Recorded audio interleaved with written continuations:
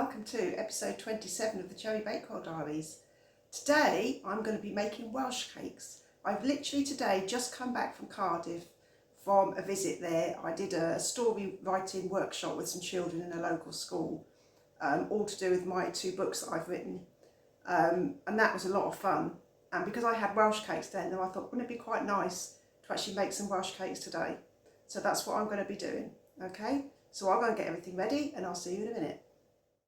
So for our Welsh cakes we need 225 grams of self-raising flour and 85 grams of caster sugar,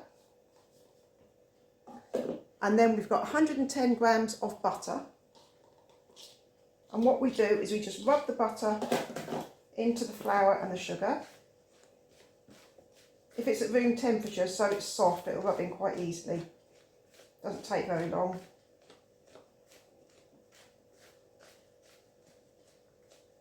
And then I like to add a little bit of mixed spice. Now, traditional Welsh cakes, I don't think have mixed spice in them, but I like to add a little bit of mixed spice, but that's entirely up to you, that's your choice.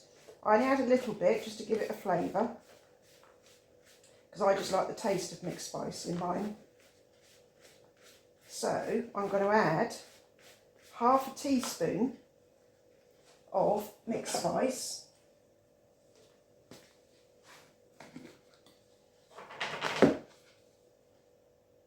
Just half a teaspoon, just to give it a little flavour. Stir that around. And then we've got our sultanas, which is 80 grams of sultanas. Just add those. And then literally all it is 1 beaten egg. Now the beaten egg should almost be enough to bring it all together. But if you need a little tiny bit of milk, you can just add a bit of milk. So I'll just bring this together. Now that is starting to clump together, as you can see, but it will just need a tiny little bit of milk. That's what makes the Welsh cake short and crumbly, because it's got egg in it. So we bring all that together. Just have a feel of it. Yeah, that seems okay. You can tell just by the feel of it whether it's going to come together in a ball. And then just bring it together into a ball.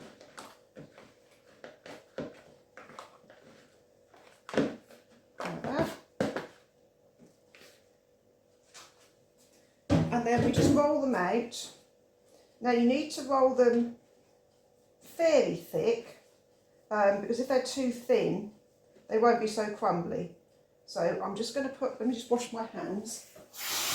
I'm going to put a little bit of flour on the board so they don't stick. And then we just make it into a nice ball.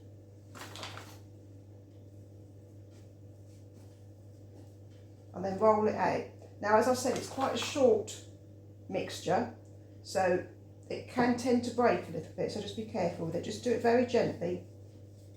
Make sure you've got plenty of flour underneath so it doesn't stick. Now, you don't want to do it too thin, as I say, because they need to be fairly thick. So I think that's literally about all we need to do on those. And then cut your Welsh cakes out with a round cutter. Now if I can show you the thickness, can you see? It's probably about 1/4 inch, that sort of thickness. And as they cook, they will puff up anyway. So cut all those out, and then we're going to cook them on a bake stone. Now you can get bake stones quite readily nowadays. I've actually got my mum's old one. It's a very, very old one now, but it still works really well. It's a cast iron one, so. And then any little bits that you've got left, just re-roll them.